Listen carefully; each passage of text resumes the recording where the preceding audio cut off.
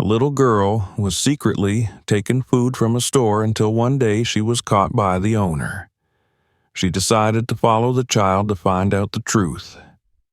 What she saw changed her outlook on life. Subscribe to the channel and write in the comments what you would do if you were the seller. The bell above the door chimed as another customer entered the small grocery store. Grace Hudson barely glanced up from the register where she was counting the bills from her morning sales. It was a slow afternoon, the kind she had grown accustomed to over the years. The neighborhood had changed since she first opened her store 15 years ago. The people were different now, more hurried, more desperate. The crime rate had risen, and petty theft was something she dealt with almost daily. She sighed, closing the register and adjusting her apron.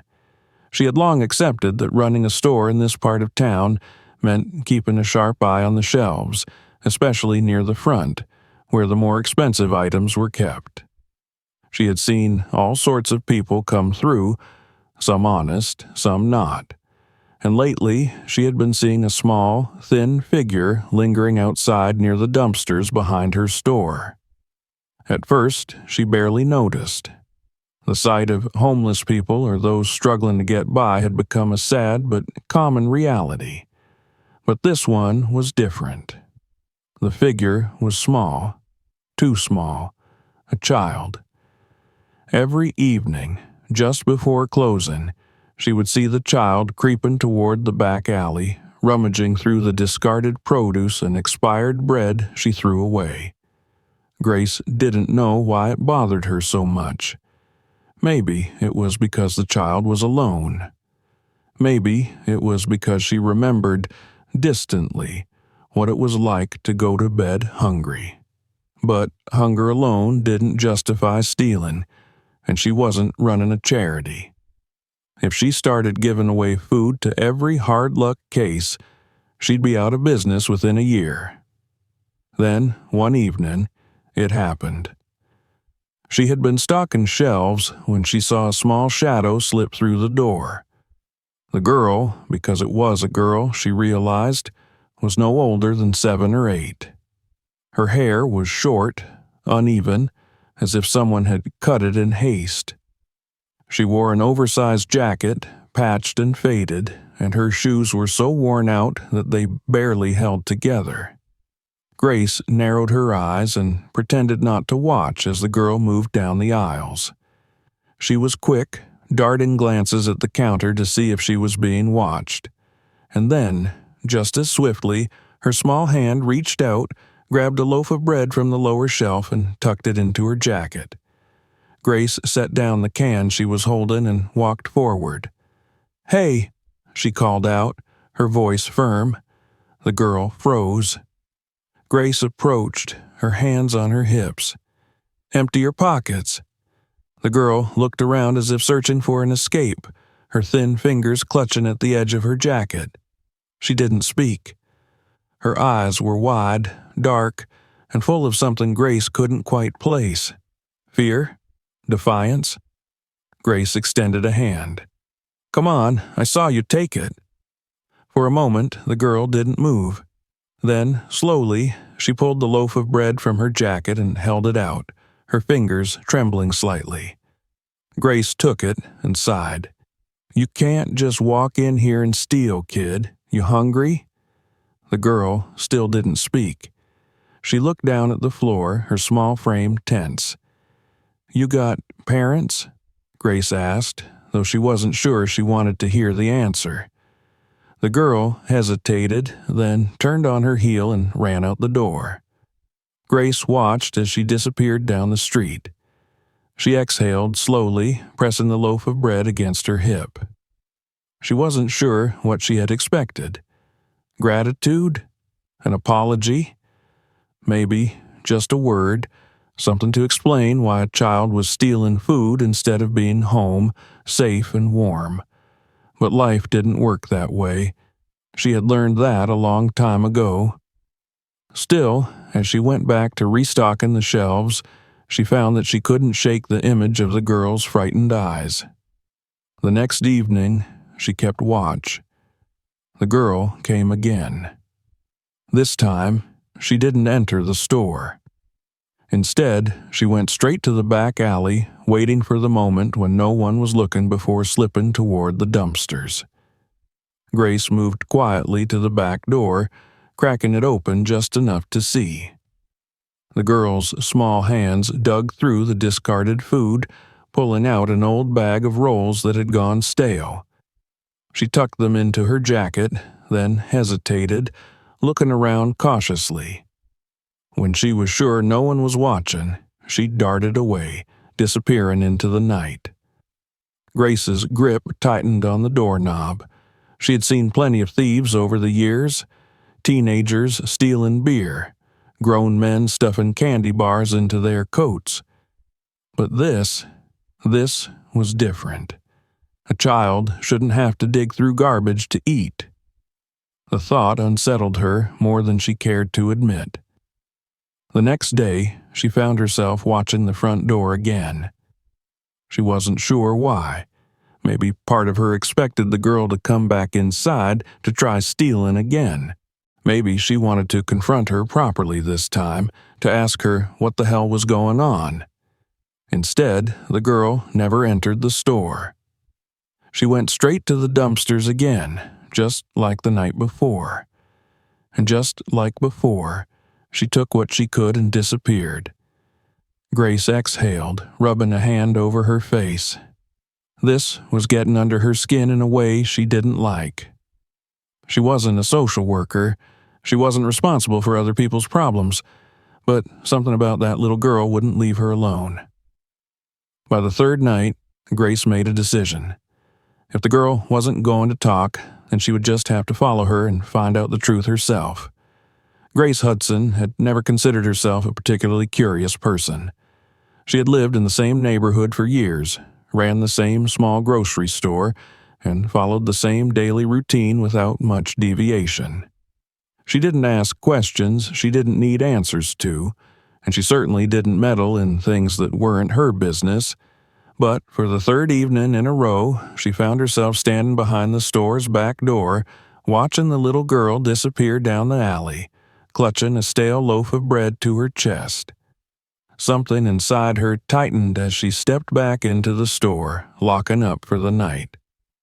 The girl was too small, too thin, and there was something in the way she moved. Quick, cautious, like a stray animal always expecting a kick that left Grace feeling uneasy. She knew that kind of look. She had seen it before, years ago in the mirror when she was a child. That night, she lay awake in bed longer than usual. Sleep didn't come easy. She told herself it wasn't her problem. She wasn't a savior, and she certainly wasn't about to take on the responsibility of someone else's child.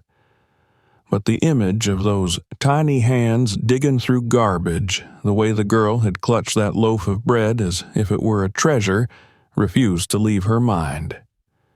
By morning, Grace had made a decision, though she wasn't sure she liked it. If the girl wasn't going to talk, then Grace would have to follow her. She needed to see where she went, needed to know if she had a home, if there was someone looking after her. The evening came too slowly. She worked through the day in a fog, barely listening to her regular customers. By the time she closed up the store, she felt a strange sense of anticipation curling in her stomach. She didn't have to wait long. Right on schedule, just as the streetlights flickered on, the girl appeared at the far end of the alley. She moved cautiously, her small frame barely visible in the dim glow of the overhead bulbs. Grace stayed behind the door, watching as the girl approached the dumpster, searching for anything remotely edible. When the girl turned to leave, Grace slipped out of the store, careful to stay far enough behind so she wouldn't be noticed. The girl walked quickly, her arms wrapped around the food she had gathered, her head ducked low as if she were afraid to be seen. They wove through the streets, past closed storefronts and dimly lit apartment buildings. Grace felt an odd pang as she realized just how well the girl navigated the city, slipping through shadows and avoiding the main roads as if she had done this 100 times before. No child should know how to move like that. After several blocks, the girl turned sharply into a narrow alley. Grace hesitated for a moment before following. The buildings here were older, some boarded up, their windows covered in graffiti. The alley led to a small abandoned house, and its paint peeling, the front door barely hanging on its hinges. Grace hung back, watching as the girl slipped inside. There was no hesitation, no knocking. It was clear this wasn't just a stop along the way, this was home. For a moment, Grace considered turning around and leaving. She had followed her, she had gotten her answer. The girl had somewhere to go. She wasn't completely alone. Maybe that was enough. But then she heard it. A small voice, muffled but unmistakable. A child's voice. Grace moved closer, peering through a broken window. Inside, the girl knelt on the floor beside a thin, frail-looking boy who couldn't have been more than 4 years old. He sat on a pile of blankets, shivering slightly as the girl pulled the bread from her jacket and handed it to him. His hands were too small, too weak, but he took the bread with a grateful expression, biting into it hungrily. Grace's chest tightened. The girl had a brother. She watched as the girl sat down beside him, stroking his hair as he ate. There was no mother, no father, just the two of them, alone in a house that looked like it could collapse at any moment. And in the corner, half hidden under a blanket, was a small, motionless figure. At first, Grace thought it was another child. Then she saw the thin ribs rising and falling with each breath. It was a dog, barely more than skin and bones, its fur patchy and dull. The girl reached over, breaking off a small piece of bread and offering it to the animal, her movements gentle, careful. Grace felt something crack inside her. She had spent the past few days assuming the worst about this girl, convinced she was just another street kid with sticky fingers. But this wasn't some troublemaker. This was a child trying to keep her little brother alive. A child who had taken in a stray animal because even in her own desperation, she had enough kindness to share what little she had. Grace stepped back from the window, her breath unsteady. She should leave. She should pretend she never saw any of this, but she knew she wouldn't. Because for the first time in years, something inside her was telling her that she couldn't just walk away. Grace Hudson sat at her kitchen table, staring at the cup of tea she had barely touched. The steam had long since disappeared, leaving the liquid dark and uninviting. The events of the previous night played on a loop in her mind, relentless and unforgiving. She had followed a little girl, expecting to confirm her suspicions that she was just another street kid up to no good. Instead, she had found a child desperately trying to keep her younger brother alive. She had stood outside that crumbling house, watching as the girl, Aaliyah, shared stolen bread with her brother as she comforted him in a way no child should have to. And the dog. The poor, frail thing curled up beside them. Another mouth to feed, another responsibility that should never have been placed on such small shoulders. Grace had walked away, but she had not been able to shake the image from her mind. Her instincts told her to stay out of it. This wasn't her problem.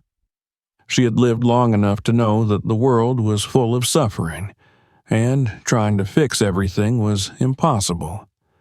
But she couldn't stop thinking about the way Aaliyah had held her brother close, the way she had given away food she clearly needed just so he wouldn't go to bed hungry. The sun was rising outside, painting the sky in the streaks of pink and orange. The city was waking up, but Grace felt frozen in place, paralyzed by the weight of what she had seen. She thought about her store, about how many times she had judged people for stealing, how many times she had assumed the worst. She had called children like Aaliyah thieves without ever stopping to wonder why they stole in the first place. She pushed the cold cup of tea away, rubbing her temples. She needed to do something, but what? Giving them food wasn't enough. Even if she left bags of groceries at their doorstep, it wouldn't solve anything in the long run. They needed stability. They needed safety. They needed someone who would fight for them. And the terrifying truth was that she didn't know if she was strong enough to be that person. When she opened the store later that morning, she felt disconnected from her routine. The usual customers came and went, their voices blended into a dull hum. She handed out change, bagged groceries, answered questions, but her mind was elsewhere. Every time she closed her eyes, she saw Aaliyah's thin face, her big, wary eyes. She saw Malik's tiny hands clutching a piece of bread like it was the most precious thing in the world. It wasn't until early afternoon that she saw someone she truly didn't want to see. Karen. Karen had lived in the neighborhood for nearly as long as Grace had, and in that time, she had managed to establish herself as the unofficial voice of discontent. She had an opinion about everything and everyone, and most of those opinions were laced with bitterness and prejudice. She was the type of woman who saw a homeless person and assumed they were lazy, the type who looked at struggling families and decided they weren't trying hard enough. Karen strolled into the store like she owned the place, her sharp blue eyes scanning the aisles. She was dressed in her usual pastel cardigan, her expensive handbag hanging from one arm. She had always been well off, though no one quite knew where her money came from. Grace forced herself to remain neutral as she greeted her. "Morning, Karen." Karen barely acknowledged her, moving towards the shelves with a calculating air. Grace knew she wasn't here just to shop. Karen never did anything without an ulterior motive.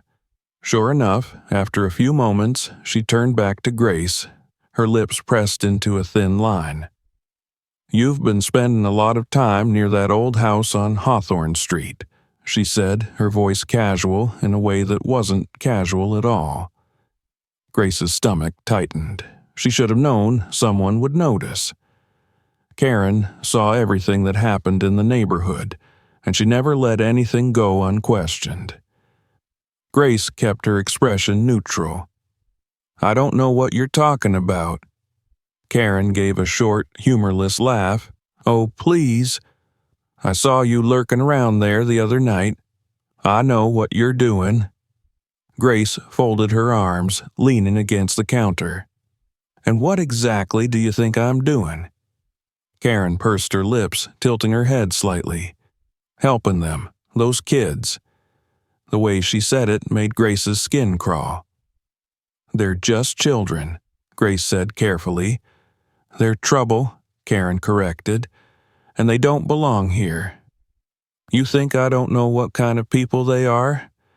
First, they steal food, then they start breaking into houses. Next thing you know, they're running with gangs. It's always the same story." Grace felt anger rise in her chest. Just yesterday, she might have agreed.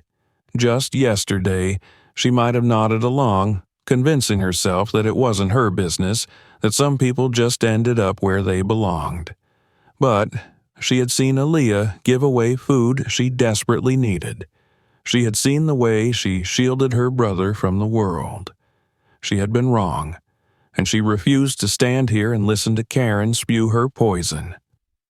"They're starving," Grace said, her voice tight. "A little girl is trying to keep her baby brother alive, and all you can think about is how inconvenient that is for you." Karen scoffed, shaking her head. "You think giving them food is going to change anything? You think they won't just keep taking? People like that never stop taking." Grace's hands curled into fists at her sides. "People like that?" Karen shrugged. "You know what I mean." Grace stared at her, her heart pounding. She had known Karen for years. She had tolerated her ignorance, ignored her sharp words, let them roll off her shoulders. But not this time. "This isn't your business," Grace said, her voice colder than she expected. Karen's eyes flashed with amusement as if she had won something. "Oh, but it is. I don't want those kids ruining our neighborhood. And if you keep helping them, you'll regret it." She turned on her heel and walked out of the store, leaving Grace standing there, her pulse thundering in her ears. She wanted to believe Karen was bluffing, but deep down, she knew better. Karen didn't make threats she didn't intend to follow through on, and if she had set her sights on Aaliyah and Malik, then they were in danger.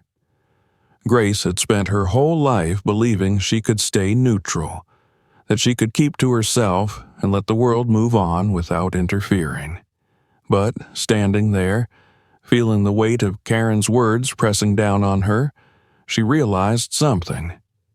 She had already chosen a side. And now there was no turning back. The air outside was thick with the weight of an oncoming storm. The clouds loomed low, heavy and dark, swallowing what little light remained as the sun dipped below the horizon. Grace stood at the entrance of her store, the keys clenched tightly in her hand, her thoughts still tangled in the conversation with Karen. She had never liked the woman, but she had also never been one to make enemies. Karen was the type of person who held grudges like a vice, and once she decided someone was in her way, she didn't stop until she had pushed them out. Grace had seen it before. Neighbors who had disagreed with her, businesses she didn't like, people she deemed undesirable.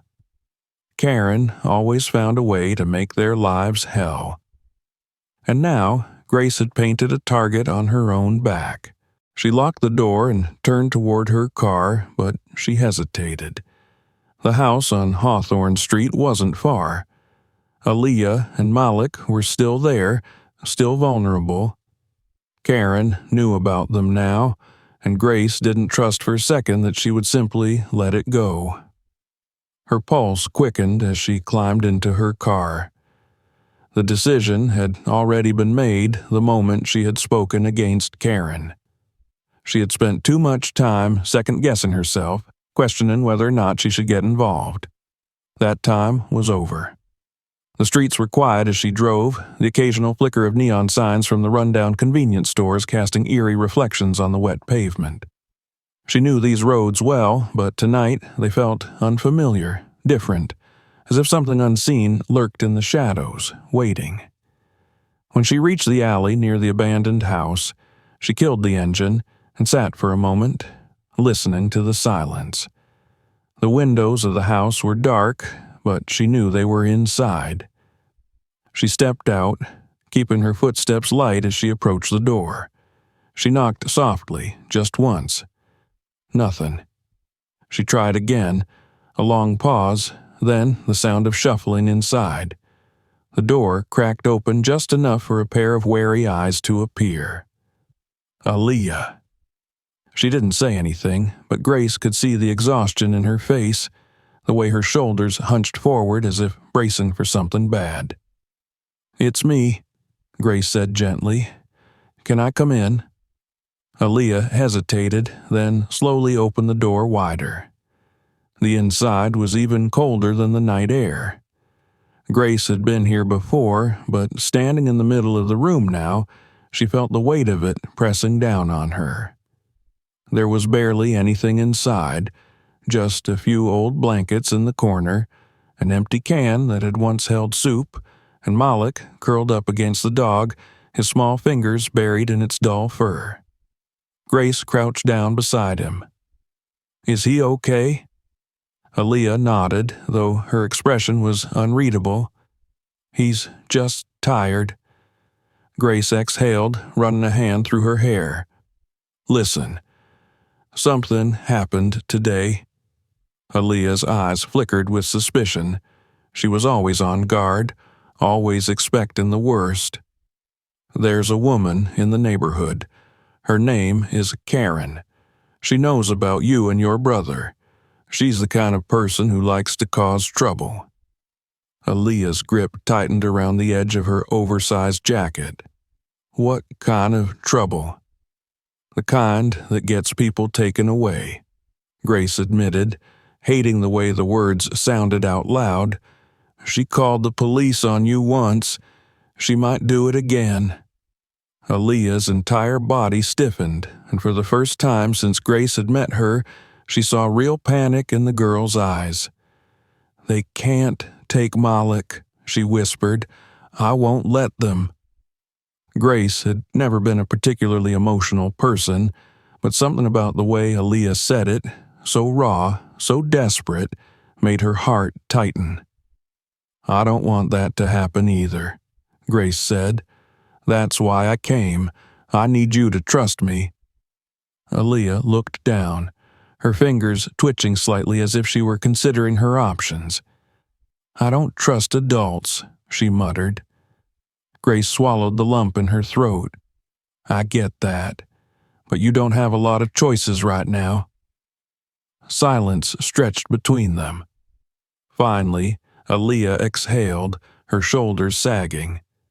"What do we do?" It wasn't much, but it was enough. Grace sat down beside her, her mind racing. She had been so focused on convincing herself that she had a choice in all this that she hadn't actually thought about the next step. Taking them back to her house wasn't an option. Not yet. Karen was watching her, waiting for her to slip up.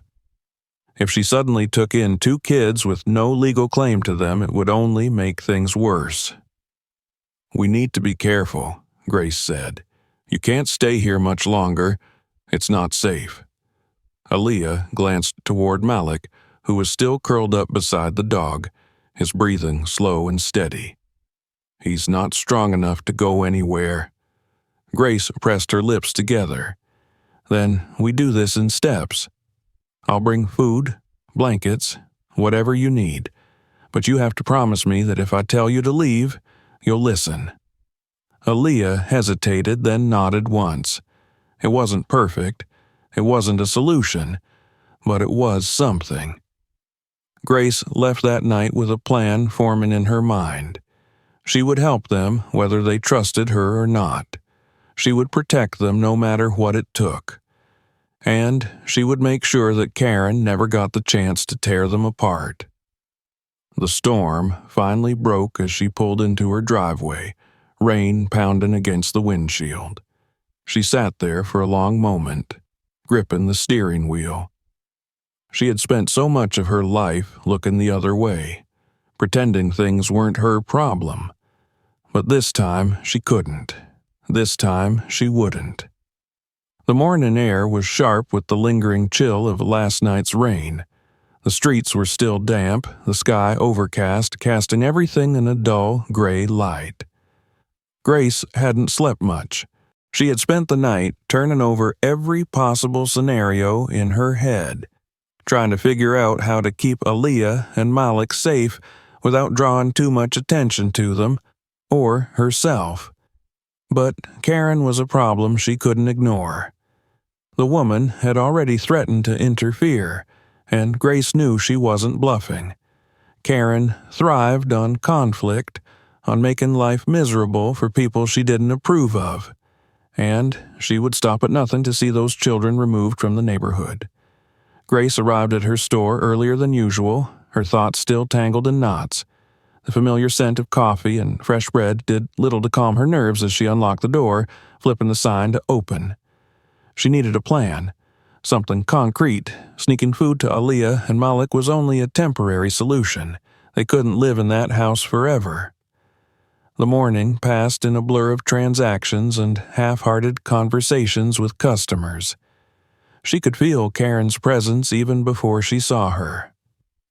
That was how it always was with people like her. They carried an energy, a forcefulness that wormed its way into the air before they even spoke. Karen walked in with an air of smug confidence, her eyes scanning the store before landing on Grace. "I warned you," Karen said, setting her purse down on the counter. Grace's stomach tightened. "I don't know what you're talking about." Karen smirked, tapping a manicured finger against the counter. "Don't play dumb, Grace. I called Child Protective Services this morning." The words hit her like a slap. For a moment, Grace could only stare, her pulse roaring in her ears. "You did what?" Karen tilted her head, feigning innocence. "You should be thanking me. I saw the way you were looking at those kids. You were feeling sorry for them, weren't you? But you don't have to worry about them anymore. The professionals will take care of it." Grace's hands clenched into fists. "They're just children, Karen." "They're trouble," Karen corrected, "and this neighborhood doesn't need that kind of trouble." Rage burned in Grace's chest, a slow, steady fire threatening to consume her. She had seen cruelty before. She had lived through it. But this was something worse. This was a person who didn't just ignore suffering but actively sought to worsen it. Grace took a slow breath, forcing herself to stay calm. She couldn't lose control, not now. "You have no idea what you've done," she said, her voice dangerously low. Karen smiled, a sickeningly sweet expression. "Oh, I think I do, and if I were you, I'd stay out of it." With that, she turned and walked out, her heels clicking against the tile floor. Grace stood frozen, her thoughts racing. She had to get to Aaliyah and Malik before CPS did. Without thinking, she grabbed her keys and ran for the door, flipping the closed sign as she left. The drive to the house on Hawthorne Street felt endless. Every red light, every slow-moving car was an unbearable delay. By the time she reached the alley, her heart was hammering against her ribs. She barely had time to get out of the car before she saw them, two white vans, uniformed workers standing by the door. Her breath caught in her throat. They were already here. She ran. Aaliyah was standing on the porch, her small hands curled into fists at her sides, her whole body rigid with fear. Behind her, Malik clung to the fabric of her jacket, his eyes wide with panic. The dog, Timmy, was barking weakly, his frail frame barely able to stand. Grace pushed through the gathering crowd, her voice sharp and urgent. "Wait! Wait!" A man in a navy jacket turned to her, clipboard in hand. His expression was polite but firm. "Ma'am, please step back. This is a Child Protective Services investigation." Grace ignored him, her eyes locked on Aaliyah. "It's okay," she called, trying to keep her voice steady. "I'm here." Aaliyah's eyes were wild with desperation. "Don't let them take us!" One of the workers moved toward her, reaching for her arm. She jerked back violently. "Don't touch me," Malik whimpered, gripping her tighter. Grace's chest ached. She turned back to the man with the clipboard. "Please, they have nowhere else to go." The man gave her a measured look. "Are you their legal guardian?" "No, but—" "Then you need to step aside." Her heart pounded. "Listen," she said, lowering her voice. "You don't understand. If you take them now, you'll separate them. You'll throw them into the system, and they'll never see each other again." The man's expression remained unreadable. "That's not up to you." Aaliyah's breathing was ragged, her hands shaking as she clutched Malik closer. "I won't go," she said through gritted teeth. One of the women moved forward. "Sweetheart, we're here to help." Aaliyah lashed out, shoving the woman away. "You're lying." The woman stumbled back, startled. "That's enough," the man said sharply. Two of the workers moved in, quicker this time. Aaliyah fought. She kicked and screamed, thrashing wildly as they grabbed her arms. Malik sobbed, his tiny hands reaching for her. Grace felt something inside her snap. "Stop!" She surged forward, grabbing Aaliyah's wrist before they could pull her away. "I'll take them," she said. "I'll take both of them." The man hesitated. "It's not that simple." "I don't care. I'll foster them, whatever it takes." The workers exchanged glances. One of the women sighed. "Do you even know what you're asking for?" "Yes," Grace said, her voice steady. "I do." Silence hung between them. Finally, the man exhaled. "You'll have to go through the system. Background checks, home inspections, and even then, there's no guarantee." "I don't care," Grace said again. "Just don't separate them." The man nodded slowly. "We'll need to process everything first. For now, the children will have to come with us." Grace's stomach twisted. Aaliyah was still trembling, her eyes darting between Grace and the workers. "Will you come back?" she asked, her voice barely above a whisper.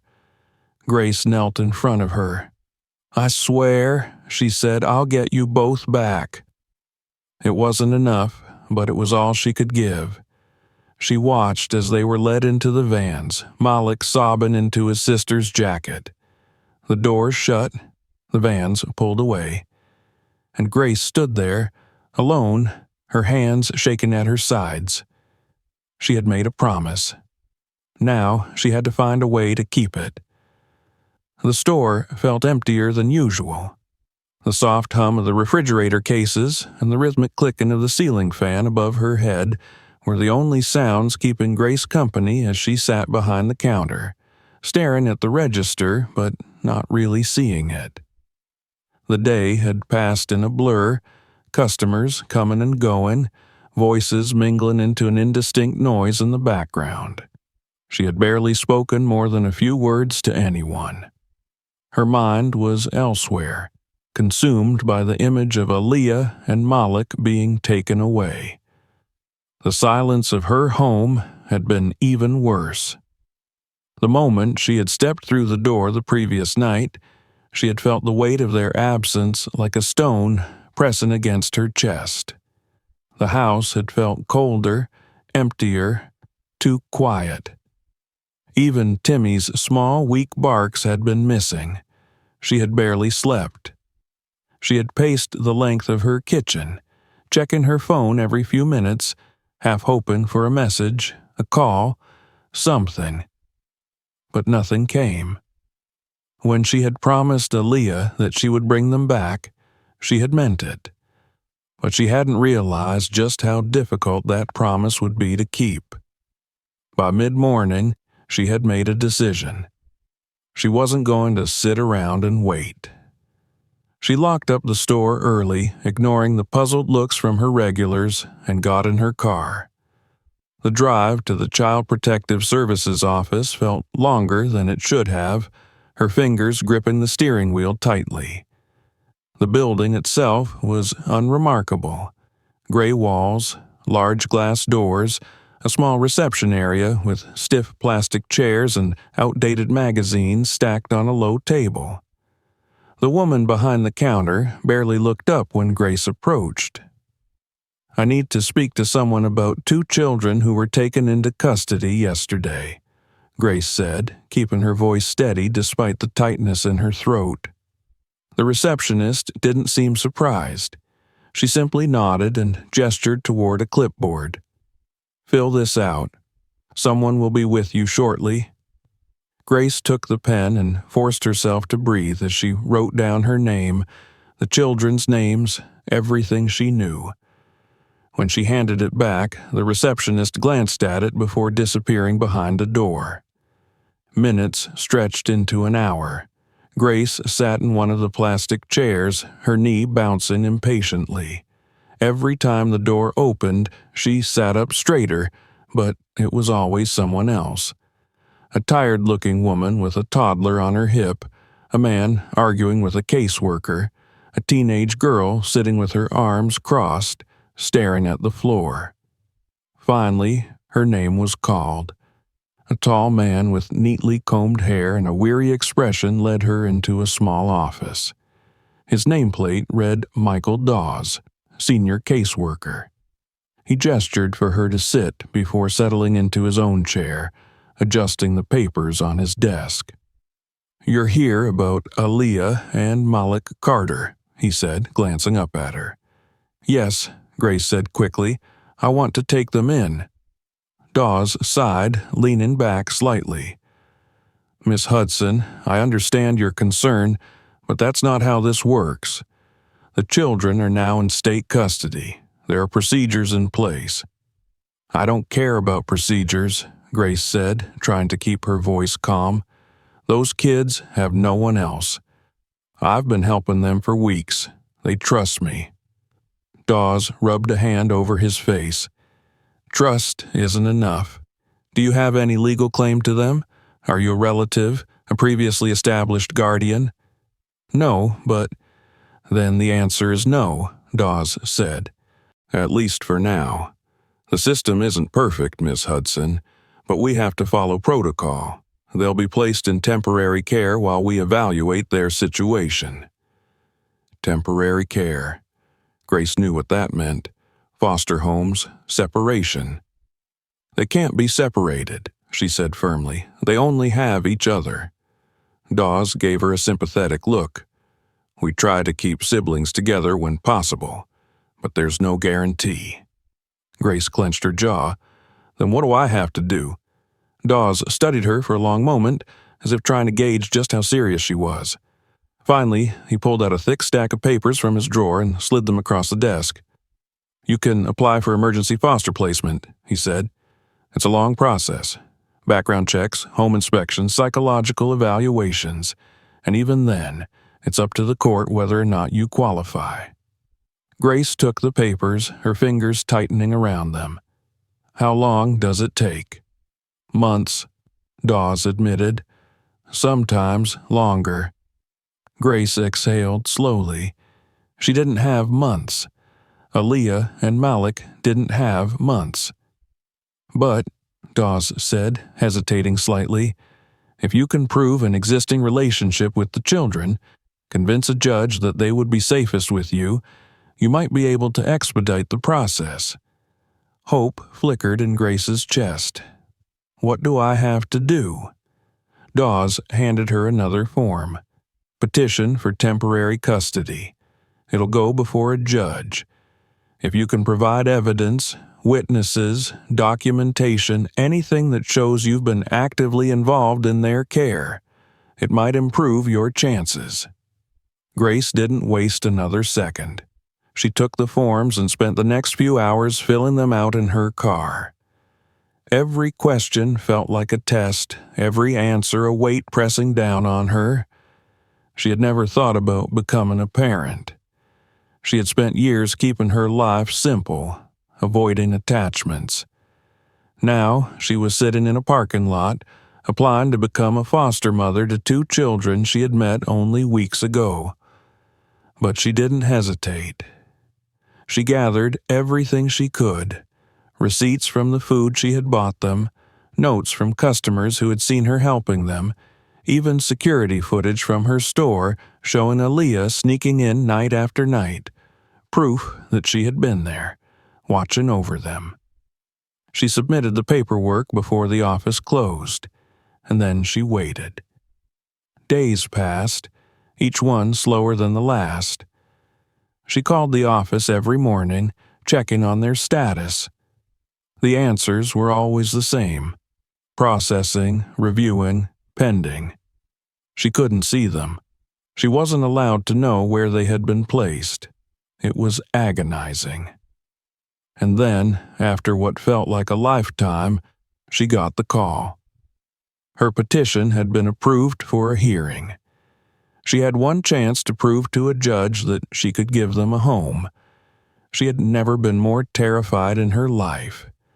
But she had made a promise, and she intended to keep it. The morning of the hearing was colder than it should have been for late spring. Grace woke before dawn, sitting at her kitchen table with a cup of coffee that had long since gone cold. The house was silent, except for the faint ticking of the clock on the wall. She had barely slept. Her thoughts had been consumed by what lay ahead, by the weight of what she was about to do. She had never stepped foot inside a courtroom before. The very idea of standing before a judge, pleading for the right to take in 2 children she had no legal claim to, filled her with a nervous energy that made it impossible to sit still. She had gone over every possible question they might ask her, rehearsed every response in her head. But no matter how much she prepared, she knew there was no guarantee. The drive to the courthouse felt shorter than it should have. The city was just beginning to wake as she pulled into the parking lot, the sky still streaked with hints of pink and orange. She sat in the car for a moment, gripping the steering wheel, forcing herself to take deep, steady breaths. This was it. Inside, the courthouse was sterile and unwelcoming, the air thick with the scent of old paper and disinfectant. The wait-in area was filled with people, lawyers in crisp suits, families sitting in tense silence, social workers flipping through thick case files. Grace felt out of place among them, her hands tightening into fists at her sides. She spotted Michael Dawes near the courtroom entrance, speaking in hushed tones with another caseworker. When he saw her, he gave a small nod, but his expression was unreadable. "Miss Hudson," he greeted, his voice neutral. "How are they?" she asked immediately. "Have you seen them?" Dawes hesitated for just a moment. "Aaliyah has been difficult," he admitted. "She refuses to talk to her foster parents. Malik has been quieter than usual." Grace's stomach twisted. She had expected as much, but hearing it out loud made it worse. "They're scared," she said, more to herself than to him. Dawes nodded. "That's why this hearing is happening so quickly. The judge wants to determine if they're better off staying in the system or being placed with you temporarily." Temporarily. The word lingered between them, a reminder that this wasn't over. That even if she won today, there would still be battles ahead. Before she could respond, the courtroom doors opened and a bailiff called her name. Her heart pounded as she stepped inside. The room was smaller than she had imagined, the walls lined with bookshelves, the judge's bench raised slightly above the rest of the room. The judge, an older woman with sharp eyes and graying hair, sat at the front, flipping through the case file with a practiced efficiency. Aaliyah and Malik were already inside. Grace barely held in a gasp when she saw them. Aaliyah sat stiffly in her chair, her arms crossed tightly over her chest. Her eyes were dark with anger, her lips pressed into a firm line. Malik sat beside her, his hands clenched together in his lap. He looked smaller than she remembered, his little shoulders drawn inward as if trying to make himself invisible. When Aaliyah's eyes met Grace's, something flickered across her face. Surprise, confusion, something else Grace couldn't quite place. She forced herself to focus as the judge cleared her throat. "We're here today to determine the temporary placement of Aaliyah and Malik Carter," she said, glancing up from the file. "Miss Hudson, I see that you've petitioned for emergency foster status. Is that correct?"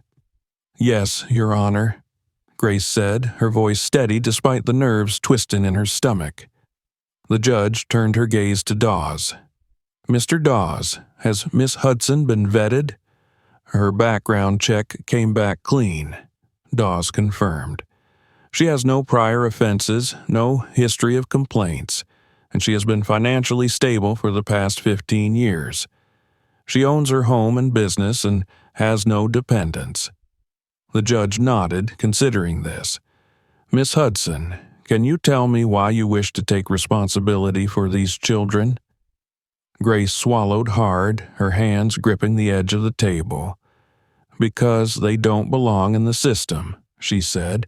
They belong together, and they need someone who's willing to fight for them.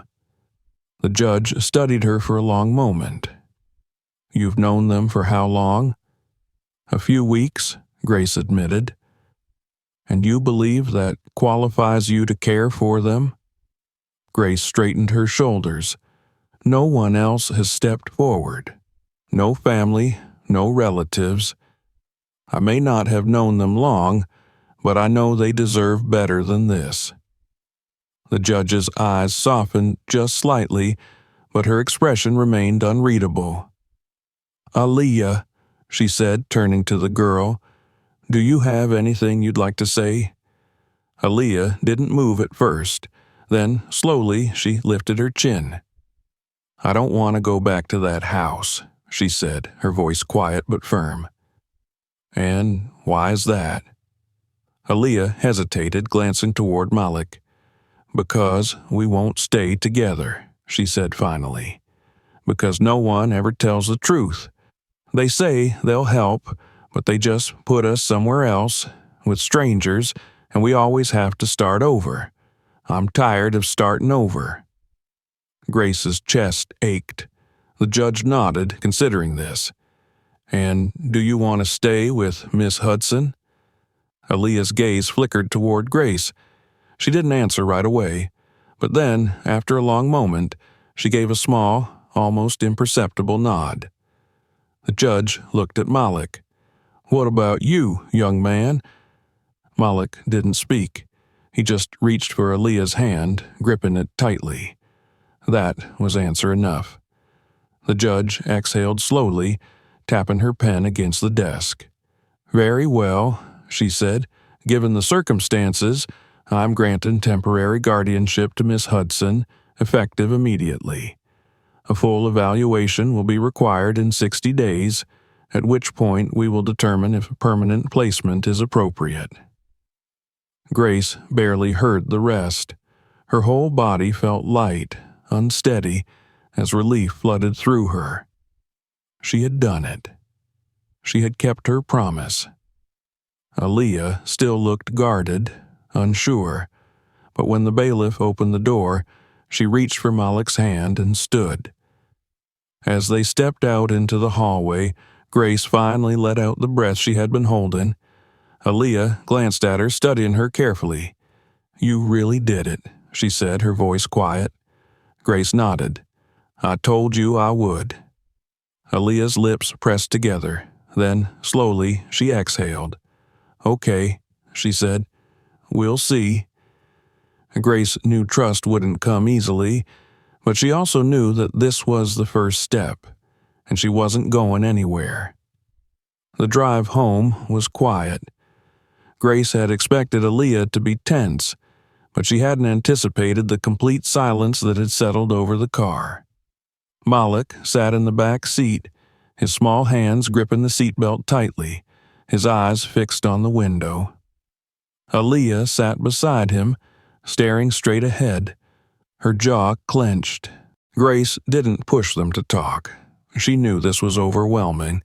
Aaliyah had spent her whole life learning not to trust adults, and one courtroom hearing wasn't going to change that. It would take time. It would take patience. And she was prepared for both. The house felt different when they walked inside. The air was heavier, the silence stretching between them like an invisible barrier. Malik hesitated in the doorway, his small frame rigid with uncertainty. You can come in, Grace said softly. Malik looked up at Aaliyah as if waiting for permission. Aaliyah gave him a small nod, and only then did he take a cautious step forward, his eyes darting around the room. Grace had spent the last few days preparing for this. She had set up 2 bedrooms, one for each of them, even though she had a feeling Aaliyah would insist on staying close to Malik. She had stocked the kitchen with food she thought they might like, though she wasn't sure if they'd even feel comfortable eating here yet. I can show you your rooms, she offered. Aaliyah folded her arms. We don't need separate rooms. Grace hesitated. Okay, but they're there if you change your mind. Aaliyah didn't respond. Malik, however, tugged at her sleeve. "Can I see?" Aaliyah sighed but nodded. Grace led them down the hall, pushing open the first door. It was a small room, simple but warm. The bed had clean sheets, and there were a few books stacked neatly on the nightstand. She had left space for them to put their own things, though she knew they had almost nothing to bring with them. Malik walked in slowly, his fingers brushing against the edge of the bed as if testing to see if it was real. His lips parted slightly, but he didn't say anything. Aaliyah stayed in the doorway. Grace watched her carefully. "It's just a room," she said, trying to keep her voice light. "Nothing fancy, but it's yours." Aaliyah's fingers tightened around the strap of her backpack. "For now." Grace exhaled. "For now," she agreed. She knew better than to promise permanence. That night, Grace lay awake for hours listening. The house was too quiet. She was used to the silence, but this was different. This wasn't just quiet, it was cautious, careful. Sometime after midnight, she heard soft footsteps in the hall. She didn't get up. She didn't move. But she listened as Aaliyah led Malik from his room to the couch in the living room. She heard the soft rustle of blankets, the way the cushions shifted under their small bodies. They weren't ready to settle in yet. That was okay. She could wait. The next few weeks were an adjustment for all of them. Aaliyah was distant, her guard always up. She spoke in clipped sentences, never given more than necessary. She ate quickly, as if afraid the food might disappear if she didn't finish fast enough. Malik was quieter, but he was easier to read. He followed Aaliyah's lead but softened quicker, his curiosity pushing past his fear. The hardest part was learning to let them set the pace. Grace wanted to help, but she knew forcing them into anything would only make things worse. So she let them come to her in their own time. It was small things at first. One night, Malik lingered in the kitchen while she cooked, watching as she chopped vegetables. She handed him a piece of carrot without a word, and he took it, chewing thoughtfully. Another night, Aaliyah sat on the porch while Grace worked in the garden. She didn't say anything, but she didn't leave either. It wasn't much, but it was something. And then, one morning, everything shifted. Grace was making breakfast when Malik padded into the kitchen, rubbing the sleep from his eyes. He climbed onto one of the stools and watched as she flipped pancakes onto a plate. He hesitated. Then, quietly, he said, "Can I have one?" Grace froze. It was such a small request, so simple, but it was the first time he had asked for something. She slid a plate in front of him. "Of course." Malik picked up his fork, his expression thoughtful. "You make good pancakes." Grace smiled. "Thanks." Aaliyah appeared in the doorway then, watching the two of them. Grace met her gaze but didn't say anything. Aaliyah sighed and sat down beside Malik, pulling her knees up to her chest. She didn't ask for a pancake, but she didn't refuse when Grace put one in front of her either. It was slow progress, but it was progress nonetheless. The weeks turned into months. Grace took them shopping for clothes that actually fit. She signed Malik up for school, sat through endless meetings with caseworkers, and fought through mountains of paperwork. She met with therapists, attended court dates, and spent hours convincing people that she was the right person to care for them. It was exhausting, but it was worth it. The final hearing for adoption came almost a year later. Grace had barely slept the night before, her mind racing with possibilities. The judge would have the final say. She had done everything she could, but in the end, it wasn't up to her. The courtroom felt smaller this time, the air thick with tension. Aaliyah sat stiffly beside her, Malik fidgeting in his seat. Grace kept her hands folded in her lap, forcing herself to stay calm. The judge glanced at the paperwork before looking up at them. Aaliyah, Malik, you've been with Miss Hudson for nearly a year now. Do you feel safe in her home? Aaliyah sat up straighter. Yes, the judge nodded. Do you want to stay with her? Aaliyah hesitated. For a moment, Grace's heart stopped. Then, finally, Aaliyah turned to look at her. I don't want to start over again, she said quietly. Grace's throat tightened. The judge smiled slightly. I'll take that as a yes. The ruling came quickly after that. The adoption was finalized. The papers were signed. And just like that, they were officially a family. That night, when they got home, Malik ran through the house, laughing as he chased Timmy around the living room. Grace watched them, feeling something deep in her chest loosen for the first time in months. Aaliyah stood beside her, arms crossed. This doesn't change anything, she said. Grace glanced at her. No? Aaliyah shifted, looking uncertain. We're still not used to this. Grace nodded. That's okay. We've got time. Aaliyah was quiet for a long moment. Then, finally, she sighed and muttered, Thanks.